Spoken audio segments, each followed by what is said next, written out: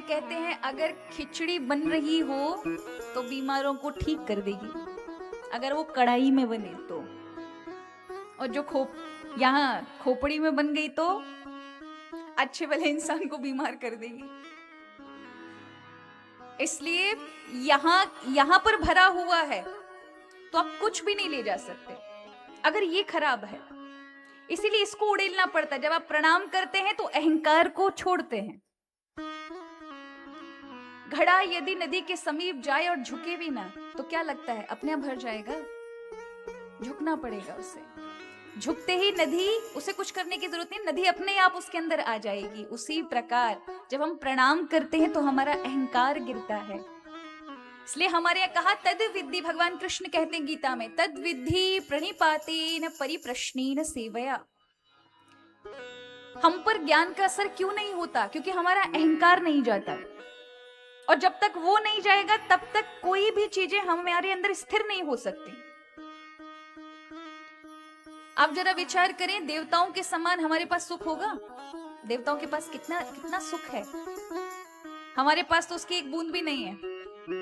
पूरे जीवन में चाहे कितना भी कोई कुछ कमा ले फिर भी देवताओं की बराबरी नहीं कर सकता। इतना सुख है, इतनी आयु है कि वो कभी मरते नहीं, उन्हें कभी रोग सता नहीं सकता, वो जो चाहे किसी को कुछ दे सकते हैं।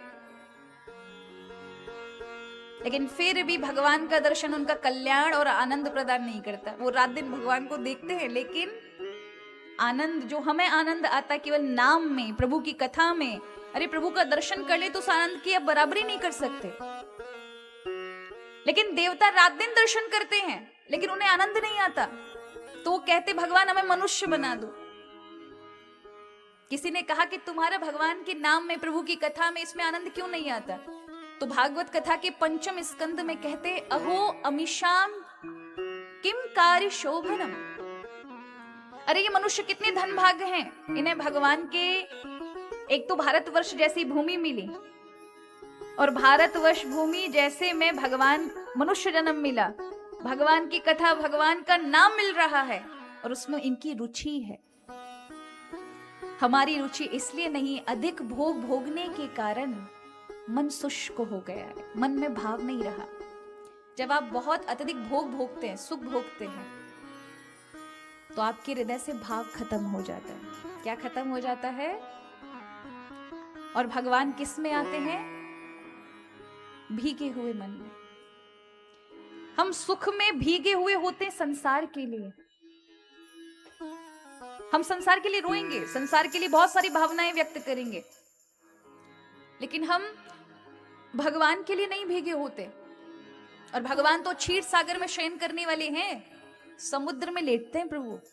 भगवान कहते हैं अरे तू कम से कम एक पुली बना ले, तू समुद्र ना बना सके तो छोटा सा एक भाव का एक छोटा सा कूल ही बना ले, उसी में मैं समा जाऊंगा। पर हम वो भी नहीं बना पाते। वो कैसे आएगा?